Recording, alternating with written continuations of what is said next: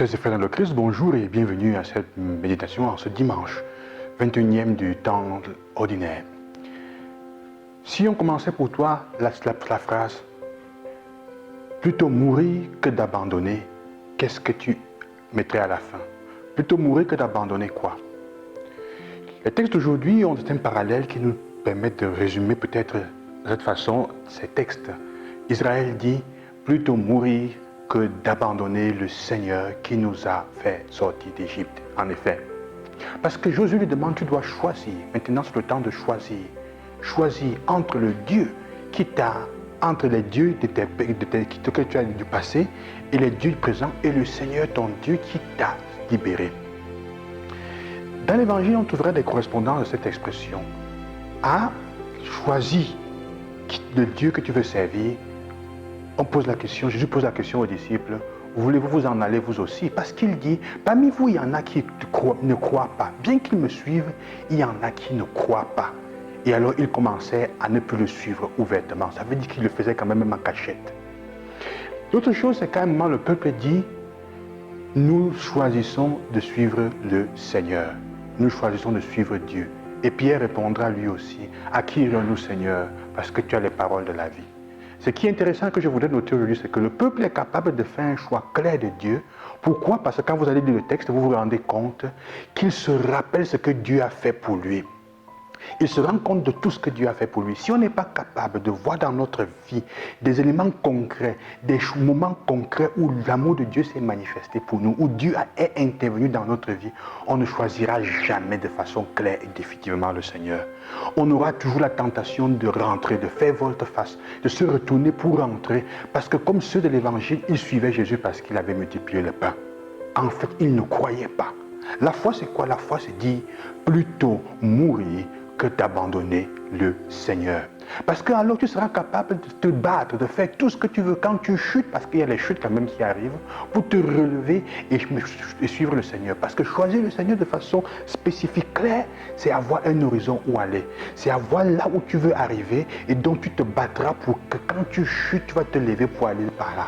Parce que, frères et sœurs, pour un marin qui ne sait pas là où aller, aucun vent n'est favorable à ça, à lever sa voile. Aucun vent. Alors c'est la chose la plus importante. Donc si nous ne croyons pas, parce que parmi nous, nous sommes beaucoup de pratiquants non-croyants.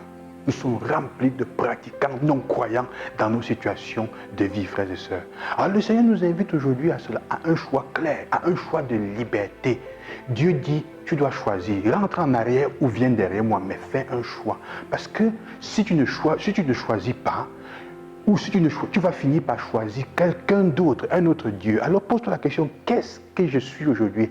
Qu'est-ce que j'ai, comment dire, qui est-ce que je sers? Et qu'est-ce que je sers aujourd'hui vraiment? Je me sers moi ou je suis en train de servir le Seigneur? Et si tu ne fais pas de choix clairs, le diable te choisit. Comme disait quelqu'un. Tu ne choisis pas Dieu, le diable te choisit.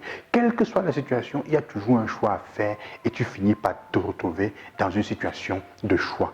Il est important, nous ne pouvons pas rester dans les compromis, un pied dedans, un pied dehors. Il faut faire des choix clairs parce que cela va nous aider demain. Cela va nous aider demain à marcher très clairement, à nous comporter de façon claire. Tu es prêt à mourir, pourquoi? Tu es prêt à mourir ou prête à mourir? Pourquoi? Pour qui? Pour quelle raison? Si tu ne trouves pas ce pourquoi tu es prêt à donner ta vie maintenant, tu n'iras pas loin. Ta foi n'est pas assez forte, frères et sœurs. Ta foi n'est pas assez forte. Alors on sera capable de dire comme Pierre, à qui irions-nous, Seigneur? Parce que tu as les paroles de la vie éternelle. Le Seigneur a les paroles qui donnent notre vie, redonnent vie à notre corps, à notre cœur, à ce que nous sommes, frères et sœurs. Mais ce que je voudrais terminer, avec quoi je voudrais terminer en insistant, ce sur quoi je voudrais insister, c'est ceci. C'est vraiment le fait que pour choisir Dieu, il faut que tu te rendes compte dans ta vie, que tu sois capable de dire, ici j'ai vu que Dieu m'a aidé. Ici, c'est le Seigneur qui m'a libéré. Comme Israël dit, ici, c'est lui qui nous a fait sortir de ceci, qui nous a donné la vie, qui m'a fait vivre ici. Si tu n'es pas capable d'avoir des moments clairs, tu seras toujours en train de faire la danse Bafia. 2 pas en avant, 2 pas en arrière, 1 pas en avant, 2 pas en arrière. C'est inévitable.